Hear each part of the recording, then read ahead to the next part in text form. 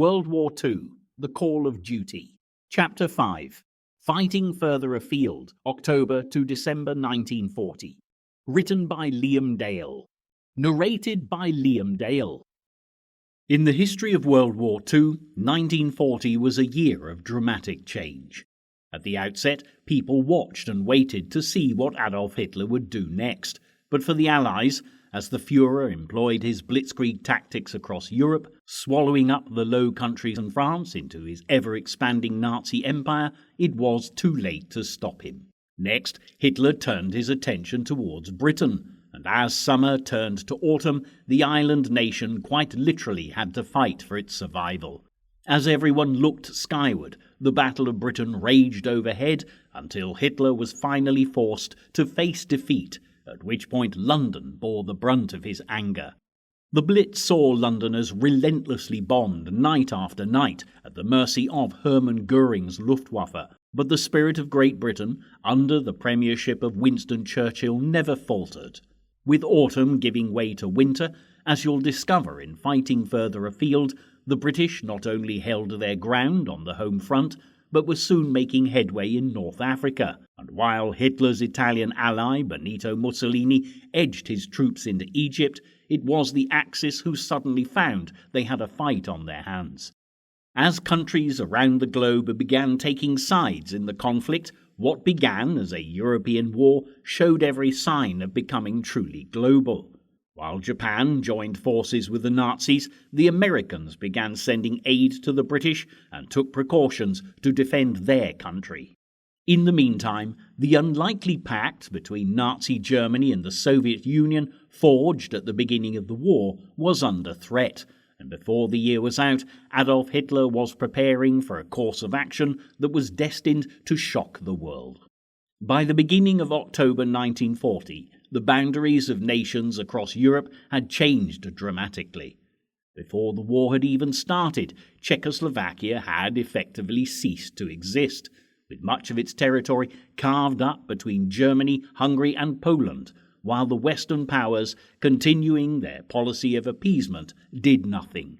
It would soon become difficult to ignore the threat that Nazi Germany posed, however, as when Adolf Hitler ordered the invasion of Poland in 1939, within 2 days, Great Britain and France were drawn into a war which would last for 6 long years.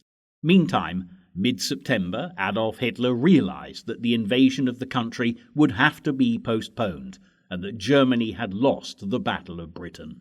Although the Nazis would continue to bombard Britain's towns and cities during the Blitz, by the autumn of 1940, with most of Europe occupied by the troops of the Third Reich, Hitler had other matters to preoccupy him. He was keen to begin working on the ideologies he described in his autobiography Mein Kampf. This would draw his attention to the East, where, in his opinion, the 2 greatest evils in the world resided, the Communists and the Jews. In Mein Kampf, he had made no secret of his hatred of the Jewish race, and as early as 1922, he confessed, "Once I really am in power, my first and foremost task will be the annihilation of the Jews." By the beginning of October, it was clear that Hitler's determination to carry out earlier threats had not wavered, and in Poland, a country with the largest Jewish population in Europe, the horror of the Nazi master plan could not have been more evident. Prior to mass deportation to concentration camps, the Jews were collected into ghettos in the cities, and on October 3, 1940, Warsaw's Jews were instructed to move into what would become the biggest ghetto of all. It held 380,000 people, amounting to 30% of the entire population of the city, crowded into only 2.5% of the land area. By November the 15th, it was cordoned off from the rest of the city, and the people crowded within were left to face disease and starvation. Those who thought they were lucky enough to survive the ghettos faced an even worse fate and were deported to death camps. Although the public perception of the Holocaust is Hitler's attempt to eradicate the Jews, many other groups were also targeted. It was decided at a conference in Berlin to expel 30,000 gypsies from Germany and send them to Poland. Here they would be put into death camps such as Auschwitz, where they were cordoned off from the other prisoners. Heinrich Himmler, the chief of the Gestapo, took charge of their deportations and executions, and it's estimated that up to 500,000 gypsies were killed during the war, which was almost the entire gypsy population of Eastern Europe. In the Nazi concentration camps, prisoners would be given symbols to wear, which showed their status within the prisoner hierarchy, depending on race or religion, among many other factors. The gypsies were branded with black triangles and held the lowest status in the camps, along with the Jews, who had the identifying symbol of the star. People were also targeted depending on their political allegiances, and communists were especially hated by Hitler and identified by a red triangle. Hitler's experiences of the First World War shaped his attitude to many of the groups who would suffer when he came to power. In Hitler's opinion, the First World War had not been lost by Germany's ability to fight on, but by intentional sabotage of the war effort by Jews, socialists, and Bolsheviks.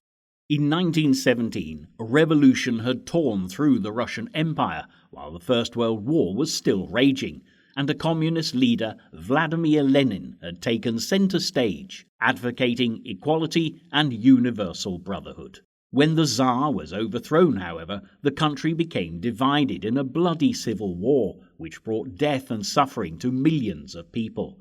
There was a genuine fear in Germany that the Bolshevik Revolution would spread further afield. In fact, by early 1919, it was evident that communist ideologies had crept into Germany, when 2 attempted communist revolutions took place in Berlin and Munich.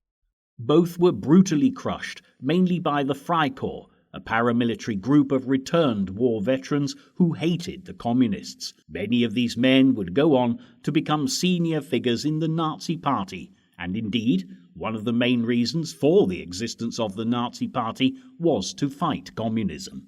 In Hitler's Mein Kampf, he made no secret of his hatred of the Soviet Union also. He considered the Soviets subhuman and ruled by Jewish Bolsheviks, and saw a war on their nation as an unavoidable part of his master plan. Unlike the Nazis, the communists believed in a universal brotherhood and equality, and to Hitler their destruction would be inescapable on the path to world domination. It was therefore surprising, to say the least, when in late August 1939 the Nazis and Soviets signed a 10-year non-aggression pact, commonly called the Molotov-Ribbentrop Pact, after the foreign ministers of the two countries. The agreement renounced warfare between them and pledged neutrality by either party if the other were attacked by another. Each signatory promised not to join any grouping of powers that was directly or indirectly aimed at the other party. When the Soviet press broke news of the pact, it was met with utter shock worldwide, but it was only a ruse by Hitler, and it would not be long before he attacked his old ideological enemy. By mid-August, Hitler had already begun discussing the prospect of taking on the Bolshevik menace with his military commanders, and he would soon begin putting pressure on countries around Eastern Europe to join the Axis, so he could expand his resources and prepare for a full-scale war to the east. In the meantime, in October 1940, he focused on cementing relationships with countries around Western Europe. While the British continued to fight back and refused to surrender to Nazi Germany, Hitler's aim was to create a continental bloc of powers, leaving the island isolated from the rest of Europe. The Italian dictator Mussolini had already joined the Axis, signing the Tripartite Pact with Germany and Japan in September 1940, though he had begun collaborating with Hitler long before. The British owned valuable territory in North and East Africa, and while the Battle of Britain was in full swing, Mussolini, encouraged by Hitler, had begun edging his troops into Sudan, Kenya and British Somaliland to the east, and the British Protectorate of Egypt to the north. The Suez Canal in Egypt was of great importance to the Axis, as this was the pathway to the rich oil fields of the Middle East. To seize these would increase Axis oil supplies considerably, and even more importantly, cut off fuel supplies for the Allies. Not only this, but the Suez was also vitally important to Axis dominance in the Mediterranean Sea, an area that still had a strong Allied presence. On September 9, 1940, the Italian 10th Army had launched their offensive on Egypt and succeeded in pushing the British back beyond the village of Sidi Barrani to the east of the Libyan border. Here the Italian commander, Marshal Rodolfo Graziani, dug in and established several fortified camps just 80 miles west of the British defences at Mersa Matruh. But when Mussolini pressurized Graziani to press on, he refused, waiting to be resupplied, and here the Italians would stay until December 1940. While the Suez, for the time being, remained in British hands, there was another strategic point in the Mediterranean that Hitler was keen to seize from the Allies, namely the island of Gibraltar, which lay between North Africa and Spain. In order to send troops onto the island, Hitler was well aware he would first have to gain the support of the Spanish dictator, Franco, so Nazi forces could launch their attack from the Spanish coast. With high hopes, the Nazi leader travelled to Hendaye on the French border to discuss the matter with the fascist leader on October 23, 1940. During the Spanish Civil War, which began in 1936, both Italy and Germany had provided Franco with aid, sending planes to bomb cities, fighting for the Republican cause. The German Condor League and the Italian Air Force had attacked Barcelona and the town of Guernica in the Basque region. But although Franco had happily accepted assistance from the Nazis in the past, he was uneasy about inviting the Germans to camp on his doorstep. When he met Hitler, he produced a long list of conditions for participation, including a claim on Gibraltar, territory in Portugal, and Vichy French territory in North Africa. While Hitler hoped to consolidate relations with Vichy France, he had no choice but to refuse the Spanish leader. Nevertheless, Spain's supposed neutrality in the Second World War would not stop the country from providing the Axis with aid. The Spanish helped build observation posts around Gibraltar for German spies and allowed German U-boats to be resupplied at their ports and Italian bombers to refuel at their airfields. Members of the Spanish embassy in London even collected intelligence information for Berlin. Meanwhile, Hitler would be considerably more successful in forging an alliance with the French Prime Minister Marshal Philippe Pétain, who he met on October 24th, just one day after his meeting with Franco. Pétain had been a successful military leader in the First Great War, and after an impressive victory in the Battle of Verdun, he had become a public hero and was made a Marshal of France. But though Pétain was held in high regard by statesmen both at home and abroad, by 1940 public perception of him would change dramatically. As the Nazis marched into Paris, the French Prime Minister, Paul Reynaud, had refused to surrender to Germany, and when he was forced to resign, Marshal Pétain took his place as head of state. It was Pétain who signed the armistice with Germany on June 22, 1940, which gave the Nazis control over the north and west of the country, including the entire Atlantic coastline. A new administrative centre was set up in the spa town of Vichy, and while Pétain tried to gain favour with the Nazis by accommodation and collaboration, both occupied and unoccupied France would suffer. Pétain blamed France's liberal democracy for the defeat of the country and set up a more authoritarian regime, changing the motto of the French Republic from liberty, equality and fraternity to work, family and fatherland, introducing many harsh measures to the country, including anti-Semitic laws. 6 days after the secret meeting with Adolf Hitler, on October 30th, the French would realise the extent to which their new leader had betrayed them. As Pétain declared in a radio broadcast speech, "I enter today into the way of collaboration." It was clear that his alliance with Nazi Germany had been sealed. Although Hitler was now assured of the allegiance of Vichy France, old allies were threatening to undermine his plans for the Eastern Front. In preparation for the invasion of the Soviet Union, the German dictator had made moves to secure Balkan territory to the south of the Soviet border, where he hoped to create a waiting zone for his troops. On October 12th, Nazi soldiers were moved into Romania to secure the precious Ploiesti oil fields, which would be a valuable source of fuel for the Nazi war machine.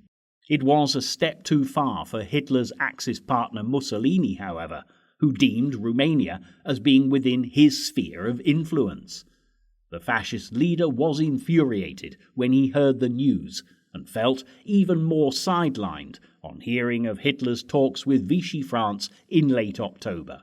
Increasingly frustrated with Germany's failure to consult Italy on military moves, he announced, "Hitler always gives me a fait accompli. This time I am going to pay him back in his own coin. He will find out from the papers that I have occupied Greece." Greece lay to the southern extreme of the Balkan Peninsula, and while British ships anchored in its ports and used the country to refuel, its collaboration with the Allies had concerned Mussolini for some time. Keen to prove that he was on his way to creating a new empire on the scale of the Third Reich, Mussolini decided that now was the moment to strike. Without consulting Hitler, on the eve of October the 28th, the Italian leader sent his ambassador in Athens with an ultimatum to the Greek government: allow free passage for Italian troops into Greece or face war. The Greeks had a good relationship with the British, and their king, George II, was an ardent Anglophile, keen to keep close ties with the country. Hardly surprising, then, that when faced with Mussolini's ultimatum, the Greek response was, "Then it is war." The next day, Italian forces crossed the Albanian border, assured by military leaders that the Greco-Italian war would last no more than 2 weeks. But the Greeks would not yield easily, and Italy would soon be retreating into Axis territory. Meanwhile, as war tore through the peninsula, Hitler's hopes of ensuring that the Balkans remained a quiet waiting area before he attacked the Soviet Union had been dashed. While events unfolded on the continent, across the Atlantic Ocean, the United States of America was keeping a close eye on European affairs. In 1940, it was election year. President Roosevelt was attempting on the one hand to play down the possibility of America joining the war, and on the other, quietly trying to aid the Allies. In the interwar years, the American people were very hesitant to involve themselves in another distant war, having lost many young men in World War I. Nevertheless, while the Nazis continued to bombard Great Britain, Winston Churchill had sent delegates to America to plead for help, and Roosevelt felt compelled to assist those fighting the Axis. On September 3, 1940, Congress agreed to amend the Neutrality Act to allow munition sales to the British and French. 50 overage destroyers were sent to Britain in exchange for bases in the Atlantic and Caribbean, marking the beginning of America's moves towards belligerency. In another bold move, on September 14th, Congress passed the Selective Training and Service Act of 1940, which required young men to register with local draft boards. This was the first peacetime conscription in United States history, and by October 16th, as the Secretary of War Henry Stimson drew the first draft capsule, while the nation looked on, registration had begun. Thousands of men would now be called into the military services, but as young draftees fought mock battles with make-believe weapons, the United States was not prepared to fight in a full-scale war just yet. Meanwhile, Roosevelt had a difficult tightrope to walk, with a presidential election due at the end of the year. Though there were those who supported intervention, many more supported isolation from the war, and if the president wanted to keep the public happy, he would have to find a way to please both parties.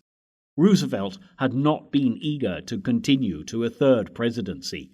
He'd had 2 exhausting terms fighting the Great Depression in the 1930s and was now keen to retire. However, with war on the horizon, his conscience would not let him leave the political arena, and it was evident that the Americans were not willing to part with their president just yet.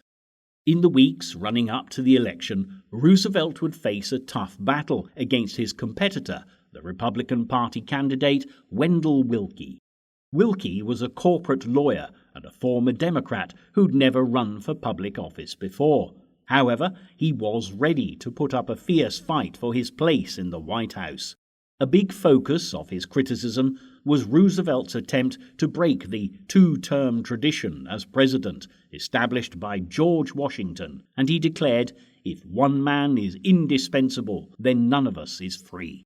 The issue failed to catch the public's attention, however, and as Republican support dwindled, he turned to criticism of Roosevelt's interventionist behavior. Willkie claimed that Roosevelt was secretly planning to take the USA into the European war against Germany, and stated that no man had the right to use the great powers of the presidency to lead the people indirectly into war. While the accusations flowed and support for the Republicans grew, Roosevelt defended himself admirably and stressed that his intention was to do all he could to keep America out of the war. In the northeastern states, he repeated daily the message, "I am fighting to keep our people out of foreign wars, and I will keep on fighting," he declared. "I have said this before, but I shall say it again and again and again. Your boys are not going to be sent into any foreign wars." But Roosevelt need not have feared that the public would let him down. When he received 27 million votes to Willkie's 22 million on Election Day, it was clear that he had won over the Americans once more. On November 5, 1940, Franklin Delano Roosevelt was duly elected president for an unprecedented third term. Whether he would keep his country out of the war as promised, however, remained to be seen. The news that Roosevelt would remain in the White House for a third term was met with relief by the British Prime Minister Churchill, who feared that without American support, the fight against the Axis would be difficult if not impossible to win.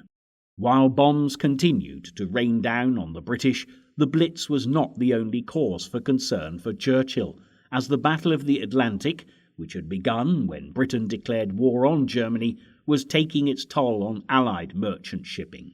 Britain was an island nation with an overseas empire, and its survival and ability to fight depended greatly on supplies from across the Atlantic Ocean. And as more boats were lost at sea, goods arriving in the country were rapidly depleting. Items that had always been taken for granted suddenly began to disappear from the shelves, and as early as January 1940, food rationing had been introduced, so everyone could claim their fair share of what was available. Bacon, butter and sugar were the first to be limited, but it wasn't long before many other things, such as tea and meat, were added to the list, and soon it was commonplace to see people queuing up outside of the shops, brandishing their ration books. Food wasn't the only thing to be rationed, however, and with limited amounts of fuel, petrol had been the first item introduced for rationing back in 1939. Although fuel production continued in Britain throughout the war, much of it was reserved for the Army's trucks and tanks, as well as the planes of the RAF. Bombers travelled long distances to Axis territory and needed a huge amount of fuel. With petrol in short supply, people were encouraged to use public transport rather than their own cars, and seeing horse-drawn vehicles rattling through the streets became a familiar sight again. Some, however, preferred using a more inspired method of getting about, and gas bags were occasionally used to supply cars with fuel. The fall of France in June 1940 had exacerbated the problem of getting supplies to the British Isles. With France beneath Nazi occupation, the German U-boats had direct access to the Atlantic from the western French ports of Brest and La Rochelle. This placed them a great deal closer to the convoy routes than normal, and effectively doubled their range and patrol times. Worse still, France had the fourth largest navy in the world, and with Pétain now collaborating with the Axis, the Allies no longer had this valuable navy force at their disposal. Meanwhile, the battles in Western Europe over the spring and summer of 1940 had taken their toll on British shipping. 6 destroyers were lost at the Battle of Dunkirk. A further 10 were lost in the Channel and the North Sea between May and July, and the Norwegian campaign had claimed 6. The fighting in Norway had ended just 2 weeks before the fall of France on June the 10th, and now freed up the U-boats that had been occupied with the Scandinavian battle. From this moment on, U-boat patrols swarmed into the Atlantic from the north, and while there were few Allied ships available to protect the convoys, the period from June to October 1940 was coined Happy Time by the German Navy. Using Wolfpack tactics and launching operations from French bases, over 270 Allied ships were sunk during this period. Meanwhile, U-boat crews became heroes at home, and the most successful captains became celebrity aces.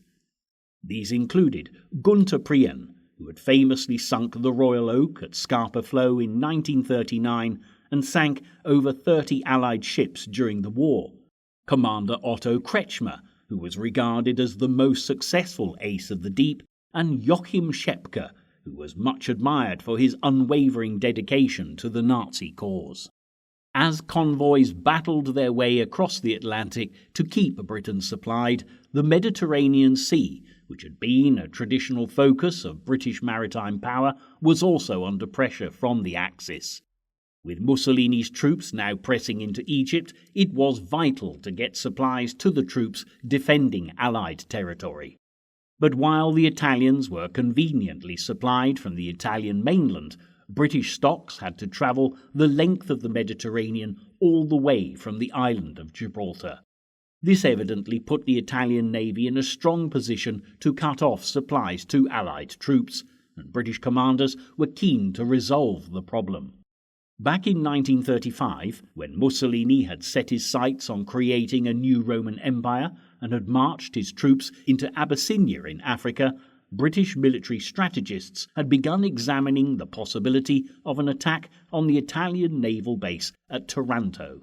Later, during the Munich crisis of 1938, when Hitler threatened to seize Czechoslovakia and the world had waited with bated breath to see if war would be declared, preparations for an attack on the Italian Navy had gathered pace.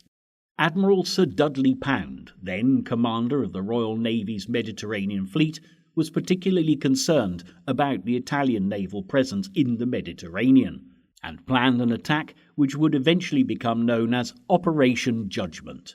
Although the offensive had been postponed when Neville Chamberlain, then Prime Minister, appeared to have averted war with Germany, by 1940, preparations for the Taranto attack were once more underway. By the autumn of 1940, when General Graziani brought his troops to a halt at Sidi Barrani and British ships were freed up from action, the Allies seized the opportunity to strike. On November the 11th, RAF reconnaissance flights confirmed that the Italian fleet was in harbour and brought back photographs of the ship's positions for intelligence officers based on the carrier HMS Illustrious. By 9 p.m. that night, the first wave of 12 Swordfish biplanes were launched from the Illustrious, and a second wave of 9 followed an hour and a half later. Carrying a mixture of torpedoes and bombs, the aircraft succeeded in knocking out half the Italian battleship fleet in one night. There was also extensive damage to the docks and facilities, and the next day, licking their wounds, the Italian Navy decided to transfer those ships that had survived the bombardment to the port of Naples. In the meantime, the Royal Navy had greatly increased its control of the Mediterranean. It was the first all-aircraft naval attack in history, and would mark the beginning of the end for the battleship and the rise of naval air power. While the Second World War would eventually be drawn to fierce battles in the Pacific, this would increasingly be proven to be the case. The attack on Taranto was also groundbreaking for another reason. It had proven that air-launched torpedo attacks did not require deep water, as previously thought, and far away to the east, another Axis partner of Nazi Germany, the Empire of Japan, had watched the dramatic events at Taranto with great interest. Japan, like Britain, depended on supplies from overseas, and while the West, in particular America, condemned the country's war with China, the Japanese feared interference with their plans to build their own empire. The Japanese Admiral Yamamoto was particularly impressed by the offensive and saw that if there was no option but to eventually fight America, they could cripple the US naval fleet before it left for eastern waters. The Taranto bombing would thus become the blueprint for Japan's attack on Pearl Harbor in December 1941. Meanwhile, back in Britain, the success of the Taranto attack was a much-needed morale booster, as the Luftwaffe's terror bombing maintained pressure on the population. The Blitz, which had started early in September 1940, continued unabated, and life was far from easy for those who continued to struggle on the home front. The man determined to use air attacks to crush British morale was Field Marshal Hermann Göring, who was second in command to Adolf Hitler and the highest-ranking officer in Germany. As a veteran of the First World War and one of the earliest members of the Nazi Party, Göring had formed a close friendship with Hitler and was appointed commander of the Luftwaffe in 1935. With aircraft boasting the latest military developments, there was no doubt that the Luftwaffe was one of the most powerful air forces on the globe by the outbreak of the Second World War, and, convinced of its superiority, the Field Marshal had proudly announced, "If an enemy bomber reaches the Ruhr, my name is not Hermann Göring." But by the autumn of 1940, while the RAF battled to defend their country against invasion, it was clear that the Luftwaffe would have to accept their first defeat in the Battle of Britain. Nevertheless, Göring was eager to maintain some of his prestige, and proving that the Luftwaffe were a force to be reckoned with, began a terrifying aerial bombardment of the country. The first phase of the Blitz from September to October 1940 focused on subduing the British capital, with massive bombardments on London both day and night, but by November 1940 the Blitz had taken on a new form, and one raid in particular could only be described as a personal attack of revenge. While the Luftwaffe targeted Britain, the RAF had also begun to do its fair share of damage, attacking towns and cities around Germany. But on November the 8th, they went one step too far as Adolf Hitler was concerned. The Nazi leader was enjoying an annual celebration of his 1923 attempted coup in Munich, known as the Beer Hall Putsch, when the gathering was suddenly interrupted by an RAF bombing raid. The Führer was incensed and determined that an attack on the capital of the Nazi movement would not go unpunished. He ordered Göring to launch Operation Moonlight Sonata. On the night of November 14th, almost 500 German bombers swarmed over the city of Coventry in the industrial heartland of Great Britain. Before its inhabitants were aware of the terrible fate that awaited them, thousands of incendiary bombs were unleashed on the streets below. Wave after wave of aircraft indiscriminately dropped their lethal payloads on the city in relays until Coventry was completely engulfed in flames. In 10 hours, from 7:20 in the evening until dawn, almost 150,000 incendiary bombs and 500 tons of high explosives were released. By the morning, the scene was one of utter devastation. Transport systems, gas and water mains had been destroyed, and more than 60,000 buildings had been obliterated. Unlike most British towns and cities, there had been almost no development in Coventry, and much of the medieval city had been standing at the time of the raid, only to be flattened in one terrible night. There was barely one undamaged building left in the once beautiful city centre, and even the 15th century St. Michael's Cathedral had been destroyed. As a cloak of smoke and drizzle hung over the city, the next day people wandered about dazed, taking in the tragic scene of destruction which was all that remained of their city. Meanwhile, as the rest of the country awoke to hear the terrible news, within hours of the all clear, the British Home Secretary, Herbert Morrison, arrived and was soon joined by King George VI, who made an unannounced visit to give moral support to the destitute citizens.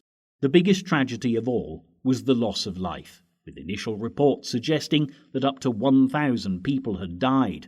400 were so badly burnt that they could not be identified. Hundreds of women and children were among them, and as more bodies were pulled from the rubble, by November 20th, the first mass burial took place, to be followed by another 1 week later. While the people of Britain mourned their loss, further afield hope lay on the horizon. Following the Italian advance in North Africa, General Archibald Wavell, the commander of the Middle East Command, had ordered preparations for a British counterattack, and the period of relative inactivity in the region was about to come to an end. On December 7, 1940, the commander of the Western Desert Force, Lieutenant General Richard O'Connor, was ordered to commence Operation Compass and attack the Italians based at Sidi Barrani. One of the weaknesses of the Italian defences around the village was that their forces were split up among several fortified camps in the vast desert, spaced widely apart in a chain. This meant that on December 8th, British troops could pass unnoticed through a gap in the chain and, attacking from the rear, take one camp after the other. On December 10th, Allied forces were in position, blocking the south and southwestern exits to Sidi Barrani, and after launching an attack on the Axis troops, by the evening of the 11th, all resistance had ceased and the Italians had surrendered. From here, O'Connor's troops would go on to take Salum, Halfaya and Fort Capuzzo in Libya. By December 15th, all Italian forces had been pushed out of Egypt or were prisoners. It was a black moment for Mussolini, not least because the Battle of Greece was faring little better, and not only had the Italians been pushed out of Greek territory, but by mid-December, a quarter of Italian-occupied Albania was under Greek control. Hitler, meanwhile, had little time to concern himself with Mussolini's disastrous attempts at expanding the Italian Empire, and was busy setting in motion his plans for the Eastern Front and strengthening control of the Balkans. The regent of Hungary, Miklos Horthy, had entered into negotiations with Hitler as early as 1938, and while the communists loomed close to the border of his country, he saw the Nazis as the lesser of two evils. On November 20th, 1940, Horthy committed his alliance to the Axis to print and signed the Tripartite Pact. Just 3 days later, on November 23rd, Romania followed suit and then Slovakia. With these three nations all firmly beneath his sphere of influence, Hitler had created a northern Balkan tier along Russia's southern flank. Within weeks, ignoring all attempts by his most high-ranking officers to dissuade him, the Nazi leader confirmed his plans to invade the Soviet Union, codenamed Operation Barbarossa, and a date for the invasion was set for May 15th, 1941. As Hitler moved inexorably towards a showdown with his nemesis, the Soviet Union, and 1940 ended, on December 29th, President Roosevelt delivered one of his famous fireside chats to the American public. The speech marked a definite decline in the isolationist policy of the United States, and it seemed that American intervention was approaching ever closer. While more nations had been drawn to the side of the Axis, Roosevelt warned the Americans of the risks that the Tripartite Pact posed, describing it as an unholy alliance of power to dominate and to enslave the human race. He warned of the Japanese threat growing in the Pacific, the evils of Nazism and Adolf Hitler, and reminded his citizens that the British and their allies fighting across the Atlantic were still desperate for aid. "We must be the great arsenal of democracy," Roosevelt stated. "For us, this is an emergency as serious as war itself." Meanwhile, even as Roosevelt spoke, the bombs were raining down on the British capital once more, in the most devastating air raid on London to date. It was only 4 days after Christmas, and Germany had commenced their bombardment with renewed enthusiasm, creating a vast firestorm which would be called the Second Great Fire of London. Around 1,500 fires were started, covering an area from Islington in the north to St. Paul's Churchyard, and the cathedral itself was only saved thanks to the dedication of volunteer fireworkers. During all the destruction, vital water mains were shattered, so firefighters had to combat the mud and slime of the Thames River to feed their hoses. The Nazis had chosen a night when the river was at its lowest ebb on record, making the task even harder. Although the all-clear siren sounded by midnight, the battle had only just begun for the London Fire Brigade, who would have to struggle for another 15 hours to subdue the flames tearing through the city. While the capital of Great Britain was engulfed in turmoil, there was no doubt that the battle against the Axis was far from over, but for the new year promised many changes in the theatre of conflict, and though the struggle on the home front and overseas would continue for a long time yet, the events of 1941 would bring hope to those still fighting Adolf Hitler.